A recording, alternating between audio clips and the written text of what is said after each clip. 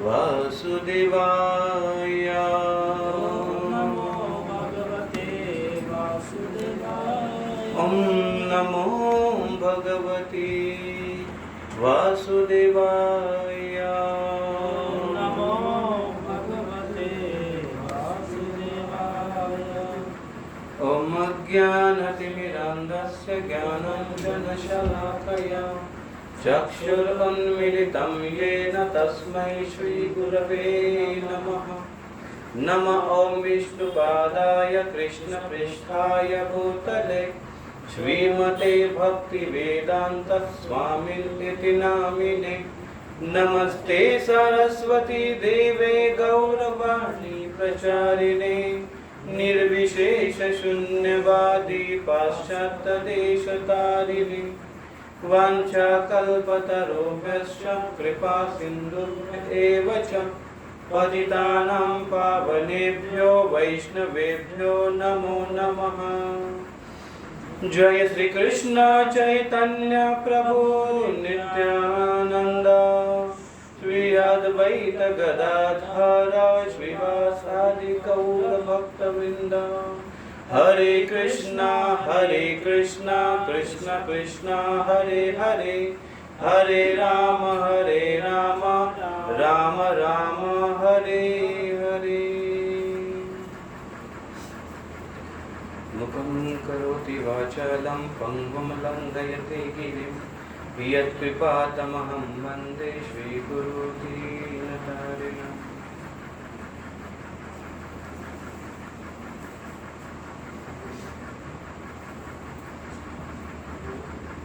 हरे कृष्ण।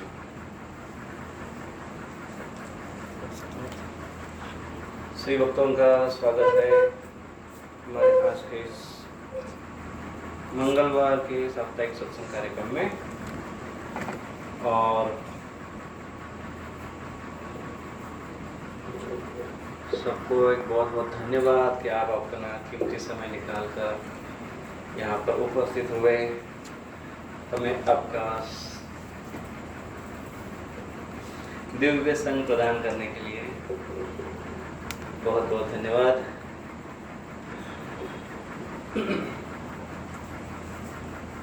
क्योंकि मनुष्य जीवन की सफलता केवल इसी में है कि वो नित्यम भागवत सेवया, नित्यम भागवत का सेवन करते रहे। भागवत ग्रंथ भागवत या व्यक्ति भागवत, इनका सेवन करते रहे।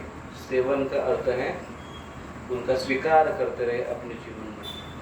स्वीकार का अर्थ है एक तो उनकी आज्ञाओं का पालन करे या उनकी सेवा करते रहे। और इसी प्रकार से हम अपने जीवन को सफल बना सकते हैं, हमारा मनुष्य जीवन सार्थक हो सकता है। और इसी के लिए जितनी भी सुविधाएं और जितने भी प्रकल्प किए जाते हैं वो केवल एक ही उद्देश्य के लिए कि हम ये कार्य बड़े अच्छे से करें।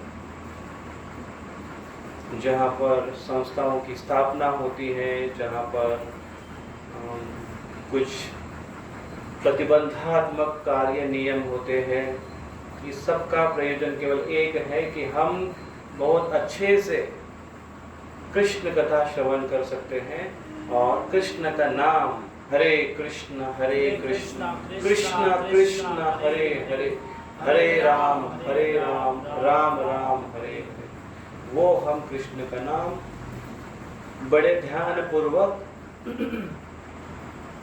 श्रद्धा पूर्वक और एकाग्रता से ले पाए।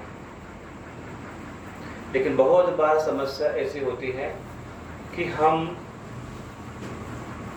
जो साधन है उसके ऊपर ज़्यादा हमारा ध्यान होता है और जो साध्य है उसके तरफ दुर्लक्ष्य होता है।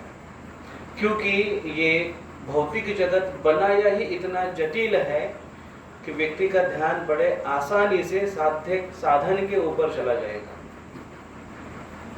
जैसे हमें भगवत प्राप्ति करने के लिए ये मानव शरीर एक साधन है तो साधन को उपयोग करना है, लेकिन ज़्यादा समय अगर हमारा साधन में ही चला जाए, साधन को मेंटेन करने में, तो साध्य के लिए समय बहुत कम बचता है। और इसलिए भले ही परिस्थिति तो हमेशा बदलती रहेगी, हमें प्रयास करना चाहिए हमारी मनस्थिति अच्छी हो। और इसलिए हमारे जीवन में ऐसा मौका या ऐसा प्रसंग भगवान खड़ा कर देते हैं जिससे हम अपने आप को परख सकते हैं कि हमारी परिस्थिति, हम अभी कितने स्तर पर आ गए हैं। ऐसे विपरीत परिस्थिति में क्या हम भगवान का नाम जप कर पाते हैं? क्या हम अपनी निर्धारित माला सही समय पर कर पाते हैं? क्या हमारी निर्धारित माला से अधिक जो हमने निर्धारित की है, क्या हम उसको कर पाते हैं? अपने नियम में बने रह सकते हैं? अगर हम नहीं रह पाते हैं तो हमको बहुत मेहनत करनी पड़ेगी। रामायण में एक सुंदर प्रसंग आता है जहाँ पर एक बड़ा असुर, एक विशेष ऐसे बड़ा असुर था और वो गुफा में प्रवेश किया, जिस गुफा में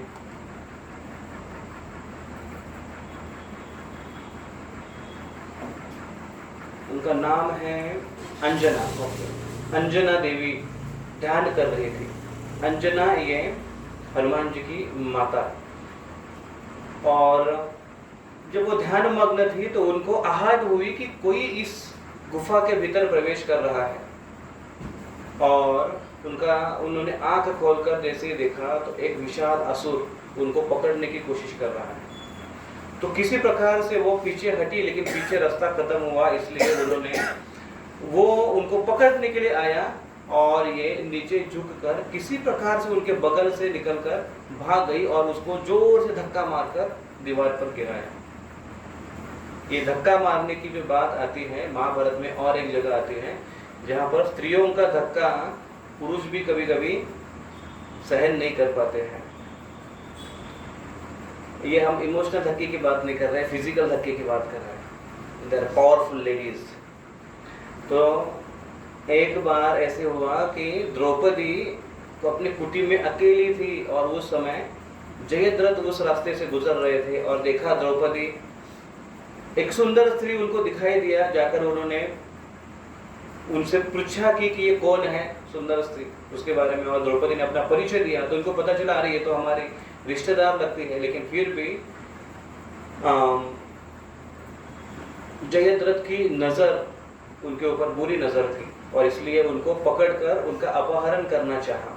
और उस समय द्रौपदी ने जोर से धक्का मारा उसको, तो इतना जोर से बाहर, घर के आंगन से बाहर जाकर इतना जोर से गिरा वो उनके सेनाओं के सामने, उनके लोगों के सामने। बड़ा इंसल्ट हुआ और इसलिए उनको द्रौपदी को पकड़ कर लेकर गए। यहाँ पर एक सेम इंसिडेंस आता है कि अंजना ने जोर से धक्का मारकर वहां से जब निकल गई वो, तो उनका जो एक दूसरे के पीछे जो चेसिंग था वो काफी दूर तक था, पेड़ों से पहाड़ों से छलांग लगाते। और एक वहां पर उनको गांव दिखाई दिया, बस्ती दिखाई दी। तो उन्होंने सोचा कि अभी यहाँ पर शायद मुझे आश्रय मिल सकता है, क्योंकि ऐसी सिचुएशन में अगर पब्लिक में जाए तो कोई व्यक्ति ऐसी जबरदस्ती या घिनौनी हरकत नहीं कर सकता है। तो इसलिए वो पब्लिक में चले गए और देखा वो बस्ती में, तो बस्ती में वो घुस गई और वहाँ पर किसी एक घर के अंदर चली गई। जिस घर के अंदर चली गई उस घर के अंदर एक ब्राह्मण ध्यान करते हुए बैठे हुए थे। सब ध्यान की स्टोरी है, इसलिए आपको ध्यान लगाकर सुनना पड़ेगा।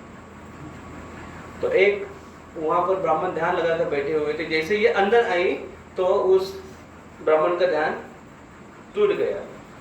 अभी देखिए ध्यान टूटने के बाद टूट गया उनका ध्यान और वो देखने लगी कि तो ये जो स्त्री है बड़ी कांपती हुई और कांपती हुई मदद मांगने की इस मूड में थी कि कृपया करके मेरी रक्षा करें, यहाँ पर एक बड़ा असुर आया है और मेरे पीछे लगा हुआ है। ऐसे उनको विनंती की। ब्राह्मण ने कहा कि यहाँ पर रुको, और ब्राह्मण ने बाहर जाकर देखा बड़ा विशाल असुर दूर से दिख रहा था और वो बस्ती में ढूंढ रहा था कि कहाँ पर है, ये कहाँ पर लड़की गई होगी। तो उस ब्राह्मण ने कहा कि ये असुर पूरे गांव को, हमारी बस्ती को नष्ट कर दे अगर तुम नहीं मिली तो, और हम सब मिलकर भी तुम्हारी रक्षा नहीं कर सकते।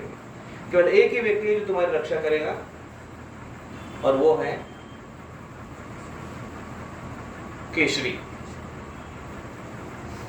तो ऐसे समय चल रहा था, तो उस समय वहां पर बैठकर ऐसे डरावनी स्थिति में अंजना बैठकर ध्यान करने लगी शिव जी के ऊपर, और शिव जी की आराधना करके उनको प्रार्थना करने लगी कि शिव जी कृपया कर मुझे बचाइए। तो ध्यान करने लगी उनको। जब वो असुर ढूंढते ढूंढते और घरों को नष्ट करते करते जब वहां पर आया, तो उसने देखा कि ये लड़की यहाँ पर छुपी हुई है अंजना, और फिर वो उस असुर को देखकर वहां से भाग निकली। तो भाग निकली और बीच मैदान में चली गई, और जिनको पकड़ने के लिए ये असुर उनके पीछे दौड़ा, और इतने में वहां पर केशरी राज की एंट्री हो जाती है। तो केशरी ने ये धुमाकुल देखकर, ये सारा तहस नहस देखकर वहां पर आकर देखे उन्होंने कि क्या हो रहा है, और जाकर देखा इतना बड़ा असुर। तो ये केशरी इतने शक्तिशाली थे, राजा थे, वानरों के राजा, इन्होंने इनके ऊपर आक्रमण किया। तो उनका दोनों का आक्रमण चल रहा है, और केशरी ये हार रहे हैं उनकी शक्ति के सामने काफी समय युद्ध होने के बाद। और फिर वो ध्यान कर रही, वहां पर बैठकर अंजना ध्यान कर कर शिव जी के ऊपर मेडिटेट कर रही है। सोचिए, एक जगह पर ऐसी सिचुएशन है कि जहां पर अभी मारने की मरने की सिचुएशन है, और उनके लिए जो लड़ रहा है वो हारने वाला है, और यहाँ पर ये ध्यान कर रही है शिव जी के ऊपर। एक तो प्रार्थना कर रही है, लेकिन ऐसे अवस्था, विचलित अवस्था में मन को एकाग्र करना बिना अभ्यास का संभव नहीं है। इसलिए हमें बहुत आवश्यक है कि इसकी प्रैक्टिस करें। इसलिए प्रसंग कभी कभी हमारे जीवन में ऐसे आते हैं, आएंगे कि, और सबसे विचलित करने वाले जो स्थिति रहेगी वो है अंत में जब हम शरीर छोड़ेंगे। शरीर छोड़ते हुए जो सिचुएशन है हमारे शरीर की, बड़ी जटिल, बड़ी कठिन, विचलित करने वाली होगी। उस समय अगर हम ये प्रैक्टिस नहीं करेंगे तो मुश्किल जाएगा। ऑफ कोर्स ऐसे सिचुएशन में हम भक्तों का संग, भक्तों का आश्रय ले सकते हैं जो हमें भगवान का नाम याद दिलाएंगे, लेकिन अगर वो प्रैक्टिस नहीं है तो प्रभुपाद जी वो स्टोरी बोलते हैं ना कि कुछ भक्त, एक बंगाली स्त्री थी और वो मर रही थी, और उनको कुछ लोग बोले थे भगवान का नाम लो, बोलो हरे कृष्ण कृष्ण कृष्ण हरे हरे, हरे राम राम राम हरे हरे, ऐसा बोलो। तो वो क्या बोली है, आता कतो इतना बड़ा नाम बोल तो पड़ नहीं, इतना बड़ा नाम ऐसा कैसा मैं इतना बड़ा नाम मेरे को बोलने नहीं आता। ये प्रभुपाद बोलते हैं इतने शब्द बोल दिए अतो कतो, लेकिन वो हरे कृष्णा नहीं बोल पा रही है। सोचो, क्योंकि प्रैक्टिस नहीं है, जीवन भर कभी अभ्यास नहीं किया है। इसलिए हमारे बहुत गाढ़ी प्रैक्टिस करने की आवश्यकता है। इसलिए नियम पूर्वक साधना होना आवश्यक है। नियम पूर्वक हम नियम बनाते अपना, सवेरे इतने बजे उठकर इतने बजे जप कर कर, इतने बजे मेरा बाकी ड्यूटीज कर कर, इतने बजे शाम को इतना समय में शास्त्र अध्ययन कर कर, ये जो हम नियम बनाते हैं उसके लिए बहुत ही दृढ़ रहना चाहिए। एक बार अगर एक नियम टूट गया, मन को एक बार हमने आदत लगा दी, बस अगली बार मन बोलेगा चलो कोई बात नहीं, पिछली बार भी तो बना, ठीक है अगली बार कल कर देंगे, परसों कर देंगे। एक बार मन को चांस दिया। वैष्णवगण हमको बहुत सुंदर एक स्टोरी समझाते हैं। वो कहते हैं कि हमारा मन एक पशु के जैसे है, लेकिन पशु कौन सा है, जंगली पशु है। उसको किसी प्रकार से आप पकड़ कर लेकर आए हो, अपने घर पर पिंजरे में बंद करके रखा है। सोचिए अगर एक बार अगर वो छूट गया किसी मौके से, क्या वो दोबारा आएगा? एक तो वो जंगल में घूम रहा था तो पकड़ना ठीक था, आसान था, क्योंकि वो अनअवेयर था। अभी पकड़कर छूटा है मतलब अभी वो सतर्क हो गया बहुत।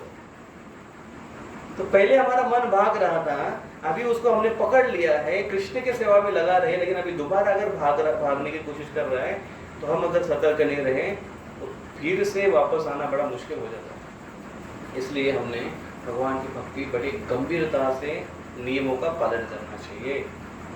तो ये इसलिए ऐसी सिचुएशन, ऐसी स्थिति हमारे जीवन में भगवान डालते हैं और हमें हमारे टेस्ट लेते हैं।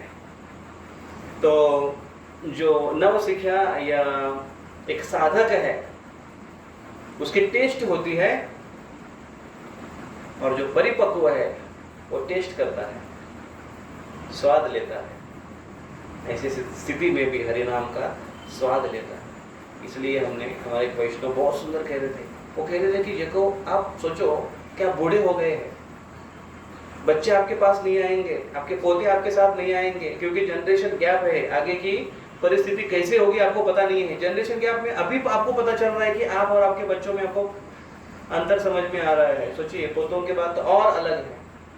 फिर जब बुढ़ापा आएगा, बच्चे अपने काम में रहेंगे और हम अकेले पड़ जाएंगे। उस समय अगर हम क्योंकि भगवान की भक्ति कर रहे हैं, बच्चे शायद करें या न करें, हम उनसे अलग है, विभक्त है, तो हम अपने आप को कैसे मेंटेन करेंगे। तब वो कह रहे थे कि अगर हम एटलीस्ट हरि नाम के प्रति अगर हमारी थोड़ी रुचि अगर बड़ी है ना, तो हम माला लेकर केवल जप करेंगे, हरे कृष्ण कृष्ण कृष्ण हरे हरे, हरे राम राम राम हरे हरे। और हमारा दिन कैसे, आयु कैसे कट जाएगी हमको पता नहीं चला। हमने इसके ऊपर बड़ा जोर देना चाहिए। तो ये हरि नाम जब हम आस्वादन करने की बात करते हैं तो उसके लिए फिर कुछ नियम आ जाते हैं। हम उसके लिए सतर्क है क्या, हम अपने आचरण में सतर्क है क्या। कीर्तनीय सदा हरि, सदा से हरि नाम का कीर्तन करना है। लेकिन उसके लिए, कीर्तन के लिए जो शर्तें हैं वो हमें हमेशा से पालन करना आवश्यक है। तो कीर्तन करने के लिए कौन सी शर्तें हैं, हरि नाम लेने के लिए कौन सी शर्तें हैं।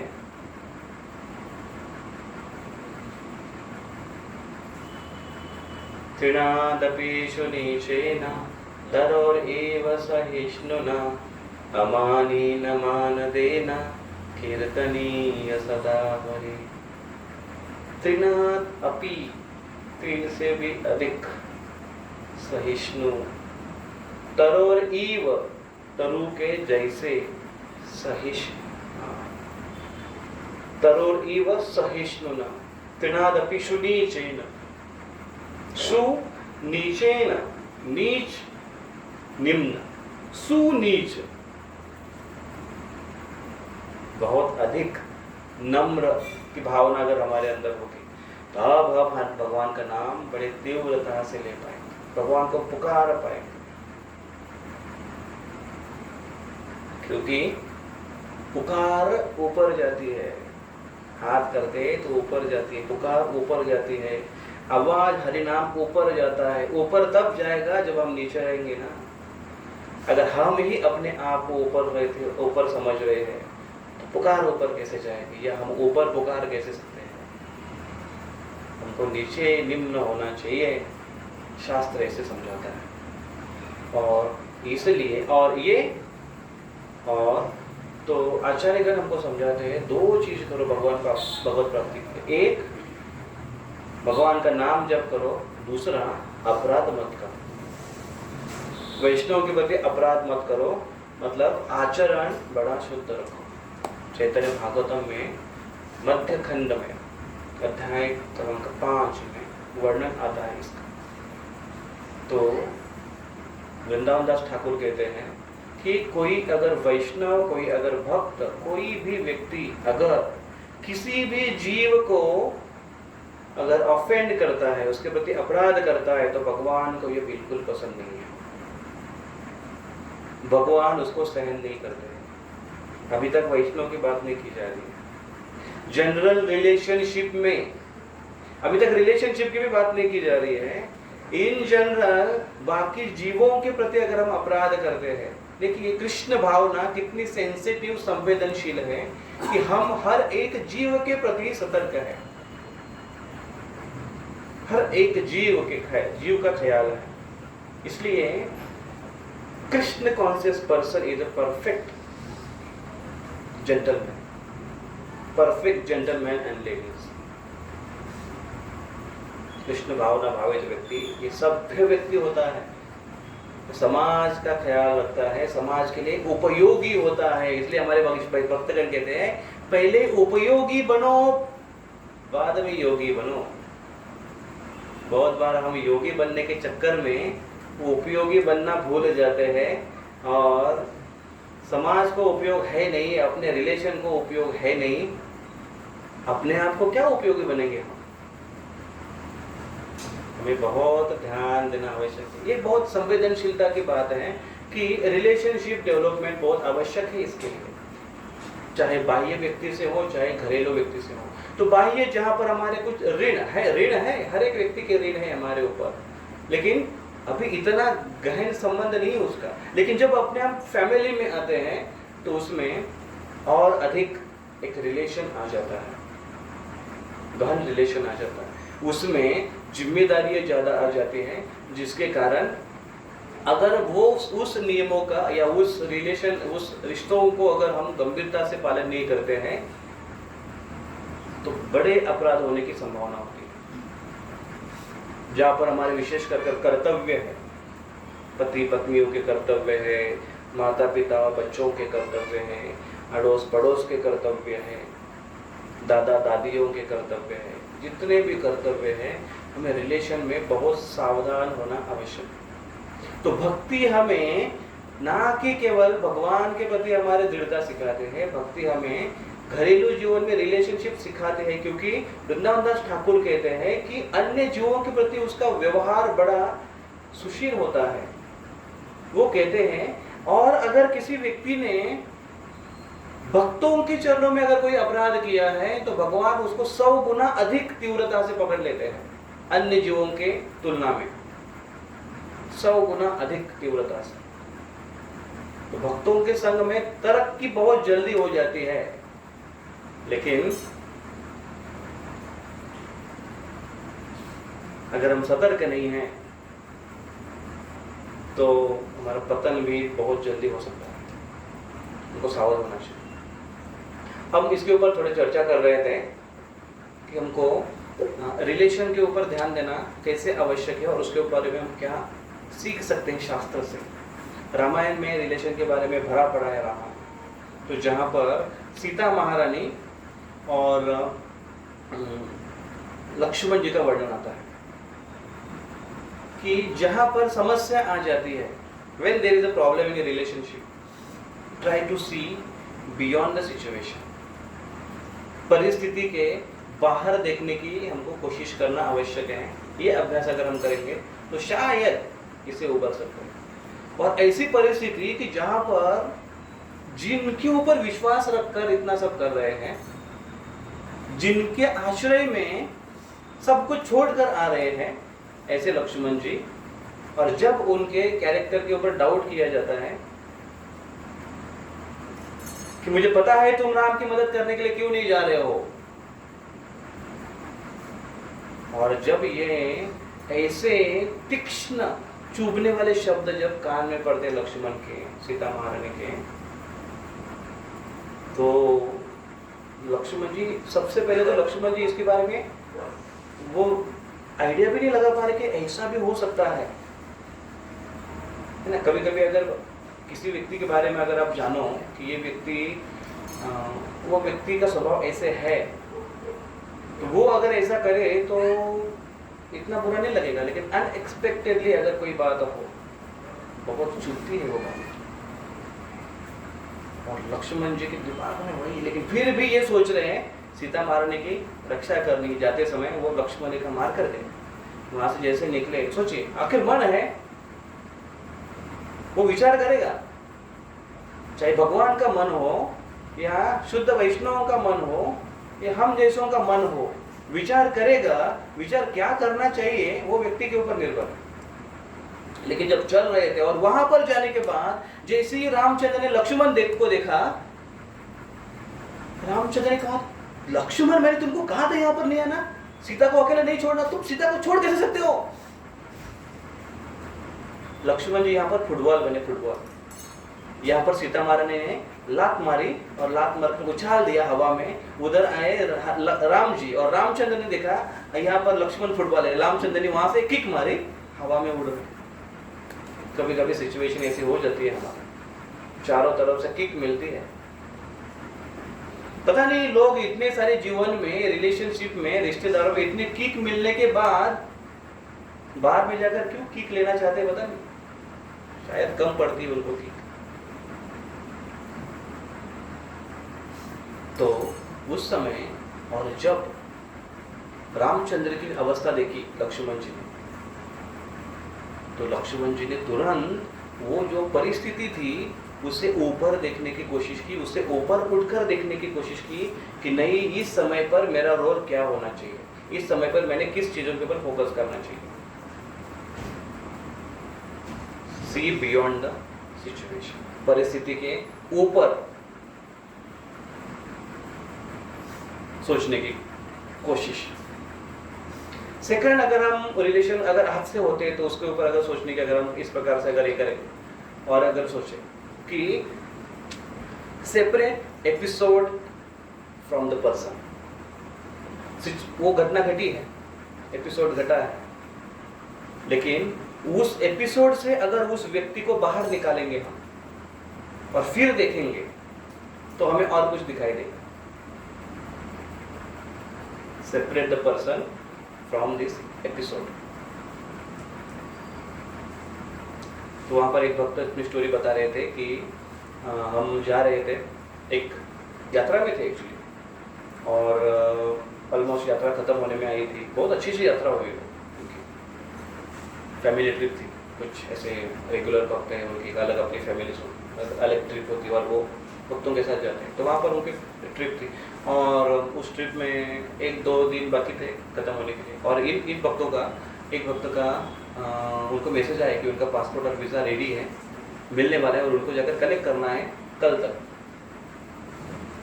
और उनको उस यात्रा से बहुत लंबे जगह पर आना था, तो अगर वो फ्लाइट से ट्रैवल करें तभी आ सकते, नहीं तो नहीं आ सकते। तो उन्होंने जाकर बताया अपने सीनियर से कि प्रभु जी मुझे ऐसे ऐसे है, मुझे जाना चाहिए, मुझे ऐसे है। तो प्रभु जी ने पूछा कि जाओगे कैसे? तो बोले फ्लाइट से। तो प्रभु जी को पैसा कौन देगा?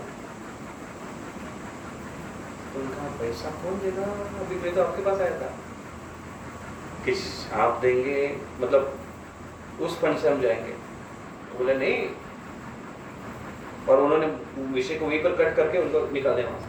फिर गए, जाकर बैठे एक जगह पर, बहुत टेंशन आ गया उनको, अभी क्या करूं, कैसे समझाओ इनको, इतना इंपॉर्टेंट नहीं, और अगर पासपोर्ट वीजा अगर मैं आज कल अगर कलेक्ट नहीं करूंगा तो उसके बाद जो मेरी फ्लाइट है अगली बार उन्होंने बुक करके रखी थी, जस्ट वो पहुंचने के बाद तुरंत, तो उनका फॉरेन ट्रिप पूरे मिस हो जाएंगे।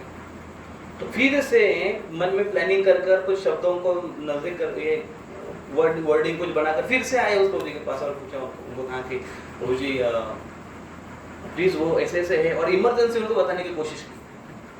तो उन्होंने लेफ्ट राइट एंड सेंटर ऐसा उनको डांटना शुरू कर दिया, और आजू बाजू में इतने सारे लोग थे यात्रा में आए हुए थे, और वो लोग में से कुछ उनके काउंसिली थे, कुछ जो स्टूडेंट है वो उनको फॉलो कर रहे थे। उनके सामने जब उनका इंसल्ट हुआ तो कह रहे थे कि it's too much to bear. वापस आए, वो अपने रूम में बैठे, लॉक किया, और इतना वो दुखी हुए। लेकिन उसमें वो थोड़ा समय बाद, क्योंकि वो भावनाओं का एक प्रेशर रहता है, उसके बाद फिर उन्होंने ध्यानपूर्वक बुद्धिपूर्वक सोचने की कोशिश की, और उन्होंने थोड़ा सा उस एपिसोड से उस पर्सन को अलग निकाल कर सोचने की कोशिश की, और उन्होंने सोचा कि क्या ये व्यक्ति सही में ऐसा ही है? नहीं, इसके पहले, और मैं जहाँ तक भक्ति में ग्रोथ हो रहा हूँ, बढ़ रहा हूँ, तो इनका इसमें कितना संबंध है मुझे बढ़ाने में, कितना कंट्रीब्यूशन है। और फिर उन्होंने सोचा कि इनका बहुत ज़्यादा डिपॉजिट है मेरे ऊपर, तो अगर एक बार अगर उन्होंने विड्रॉल किया तो क्या प्रॉब्लम। और ये जब मन में बात आई तो उन्होंने झटपटाक से वो बात को मन से निकाल दी, अपने आप को मानो जैसे धूल झटकते वैसे विचारों को झटक दिया उन्होंने, और वहां से निकले चेहरे पर अलग मूड लेते हुए, और फिर आए वहां पर जहां पर ये सब भक्तगण अपनी चर्चा कर रहे थे। और उसके बाद जोरदार कीर्तन हुआ, और प्रभु जी वो कीर्तन में जोरदार नाचने लगे, सबसे हाय हेलो, सबसे पहले जैसे व्यवहार करने लगे, बोलने लगे।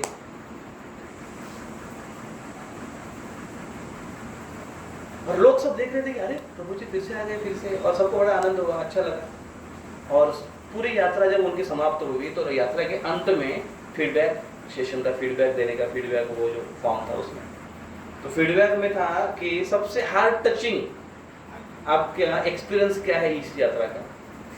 तो सबका एक ही हार्ट टचिंग एक्सपीरियंस था कि वो वाला प्रभु जी कि जिस समय आपको डांटा जा रहा था लेकिन उसके बाद भी आप इस प्रकार से आए, दोबारा हम सबके साथ में मिक्स हुए मिले कि जैसे कि कुछ हुआ ही नहीं है, और अपने उनकी जो गलती है बड़े अच्छे से और मैच्योरता से उसको हैंडल करते हुए अपने माफ कर आप फिर से पहले के जैसे आप ज्वाइंट हुए। ये जो बात है हमारे हृदय में इतनी टच कर स्पर्श कर गई कि इसको हम कभी नहीं भूल सकते, क्योंकि प्रैक्टिस है।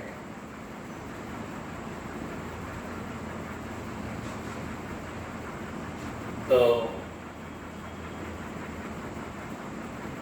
जनरली हम जब बातें कहते हैं तो बहुत बड़ी बड़ी बातें होती है, लेकिन जब व्यवहार में जब आने की बात होती है तो कठिन होता है।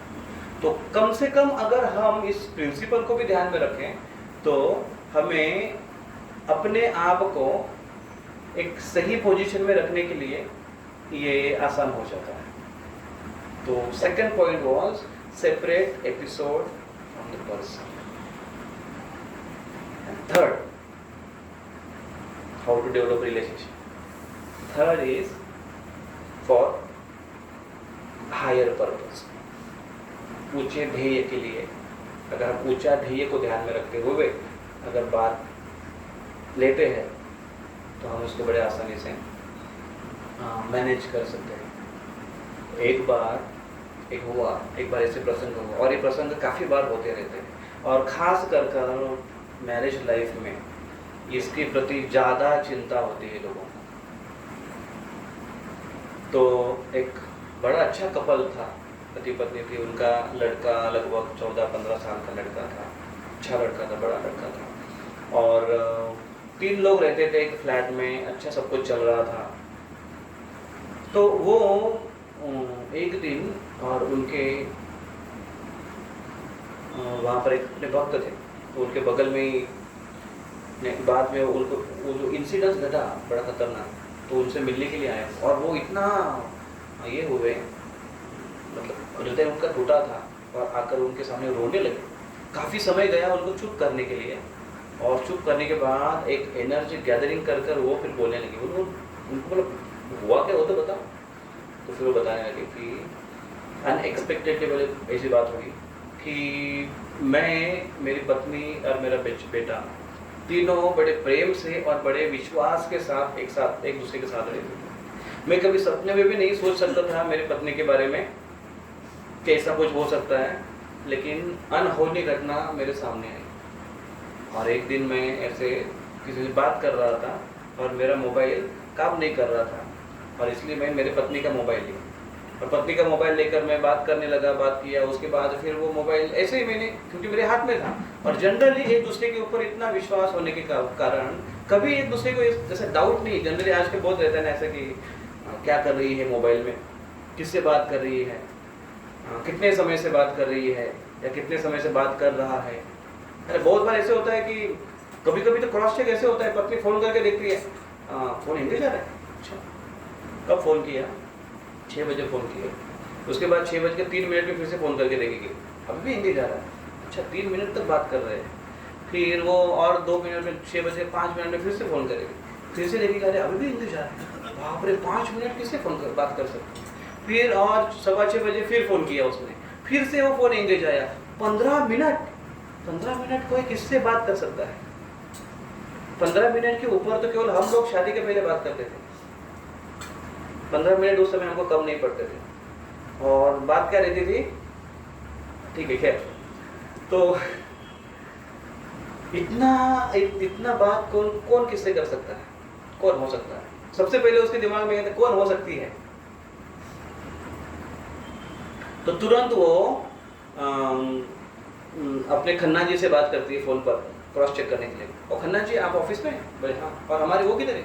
आपको वो दिखाई नहीं दे रही यहाँ पर। वो कहाँ गए? बोले पता नहीं। कब से? कितना समय हुआ गए वहाँ से? तो उसने कहा कि पता नहीं 15-20 मिनट हुआ होगा, चली गई। ओ कहाँ है, जरा प्लीज जरा जाके देखेंगे कि बाहर कहाँ पर है। तो खन्ना जी सोचने लगे क्या हो गया, कुछ प्रॉब्लम है इन लोगों का, इनकी तबीयत ठीक नहीं है। तो इनका तो वैसे नहीं था।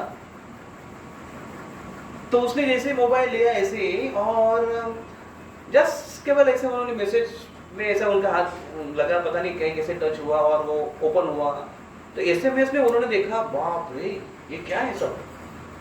तो उनके एक कम्युनिटी के एक व्यक्ति और जो थोड़े अच्छे पोजीशन में थे, मतलब एक ग्रुप लीडर के जैसे थे वो, तो उस व्यक्ति का और इनका, उसके मिसेस का, दोनों का एसएमएस में कॉन्वर्सेशन, और एसएमएस के जो कॉन्वर्सेशन पढ़कर वो सोचा कि बाप रे ये कब से चल रहा है, और पूरा चेक करने लगा वो। तो उसने एक दो मैसेज पढ़ा, उसके बाद उसकी पढ़ने की इच्छा भी नहीं हुई और ना ही हिम्मत हुई, क्योंकि वो इतना अपने आप को मतलब वो इतना दुखी महसूस कर रहा था कि उसने मोबाइल लिया और पत्नी को केवल दिखाया ये क्या है। जैसे ही पत्नी ने देखा, पत्नी तो कांपने लगी और इतना डर गई वो। लेकिन एक उसके अंदर ये था कि वो ऑनेस्ट है। तो उसने जितनी जो भी घटना है वो सारी की सारी घटना बताई, और कितने दिनों से ये सब चल रहा है, लगभग 15 या 20 दिनों से ये सब चल रहा था। उनका ऐसे ऐसे संबंध आया था, संबंध मतलब ऐसे ऐसे उनकी मुलाकात हुई थी, और इस कुछ कारण वजह से सोसाइटी के इसमें, और उसके वजह से वो उनको जानने लगा और उसका नंबर उनको मिला, और इस प्रकार से वो चल रहा। तो ऑफकोर्स कि ये पति के मन में डाउट आएगा कि इसके आगे भी कुछ है या। तो उसने आगे क्वेश्चन करने के पहले ही पत्नी ने बोला कि इसके आगे हमारा कुछ नहीं है। उसने कहा तुमको उससे मिली? बोले नहीं, इससे आगे हम उससे मिले नहीं। तो वहां पर विशिष्टा हुआ। लेकिन अभी प्रश्न ये है कि इसने मुझे पहले बताया क्यों नहीं, बताएगी कैसे पहली बात तो इसके ऊपर क्या विश्वास रखा जाए। एक लड़का है बड़ा, तो इतना वो मायूस और दुखी होकर अभी यहाँ पर पूछ रहे हैं अपने भक्त को, पूछ रहे हैं तो प्रभु जी अभी मैं क्या करूँ, मुझे समझ नहीं आया।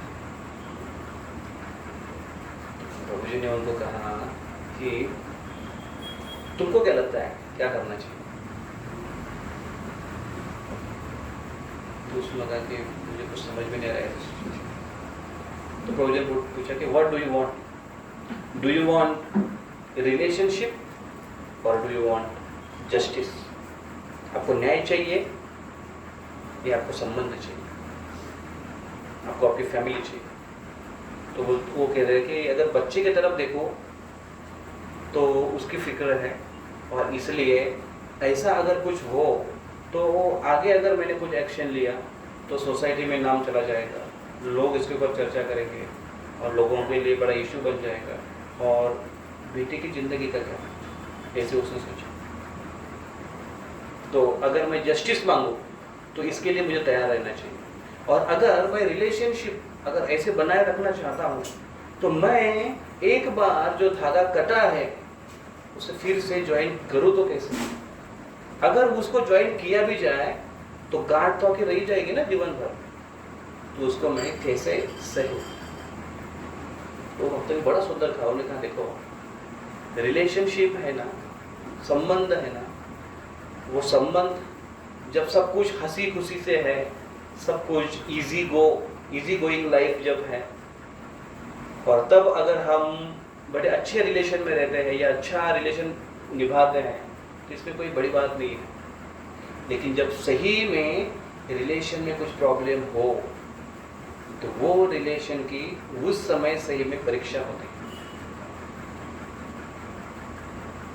तो अभी तुमको तुम्हारी परीक्षा का समय है, तो अपने हृदय को बड़ा कर इसको बात को यही रोक कर उससे, हाँ इसका मतलब ये नहीं है कि उसको पूरी तरह से छूट देकर, पूरी तरह से माफ कर कर उसको तुम पूरा स्वीकार कर कर जैसे कि कुछ हुआ ही नहीं ऐसे कर कर चलो, नहीं, ये भी गलत है, क्योंकि गलती दोबारा होने की संभावना है। लेकिन तुम्हें पूरी तरह से सतर्क रहते हुए आगे चलकर इन फ्यूचर अभी बड़े आपके पार्टनर को बड़े सावधानी में या बड़ा एक वार्निंग, चेतावनी देते हुए, और इस प्रकार से आचरण करें कि जैसे कि कुछ खास बड़ी घटना नहीं हुई है, इस प्रकार से आचरण करते हुए आगे बढ़ना चाहिए। नहीं तो उसके अलावा जस्टिस का जो मार्ग है, न्याय का मार्ग है, उसके लिए तैयार रहना चाहिए। तो उसने बहुत सोचा, कंटेम्पलेशन किया, दोनों वे में क्या हो सकता है। और उसने कहा कि, और फिर उनको कहा कि ठीक है, अभी देखो कि इसके ऊपर और कुछ देखो, इसके अलावा और कुछ देखो, तो या पूछा स्वाद या हायर पर्पस देखो।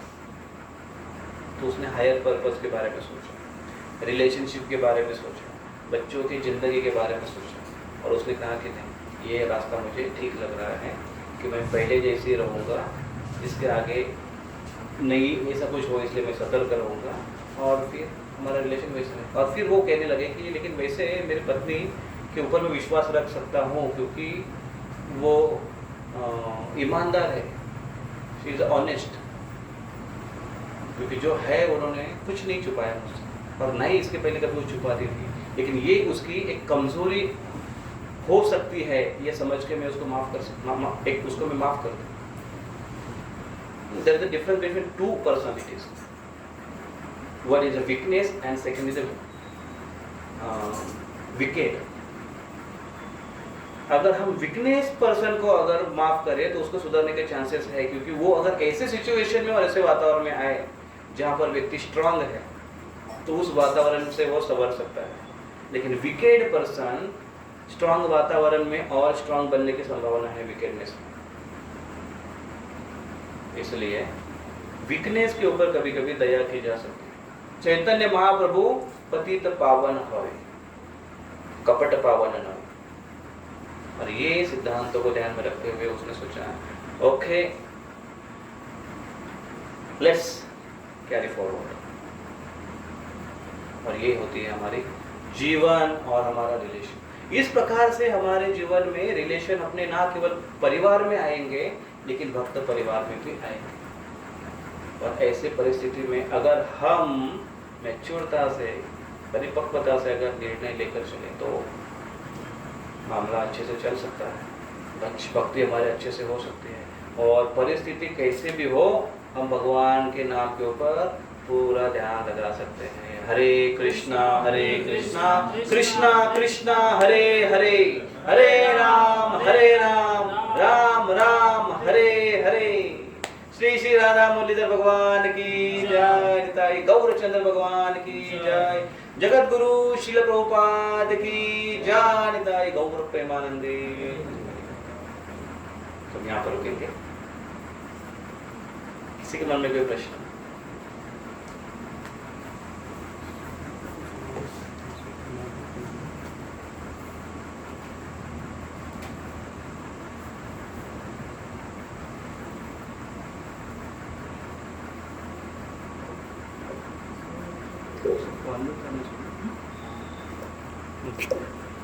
सबको अनम्यूट करना चाहिए शायद, मैं तो बोल नहीं पाएंगे।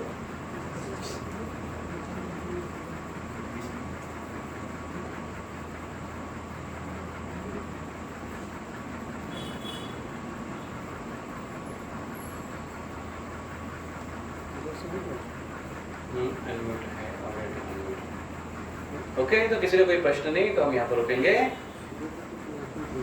हाँ, कोई मैसेज है? देख लो, कोई अनाउंसमेंट है कुछ डिपार्टमेंट की तरफ से?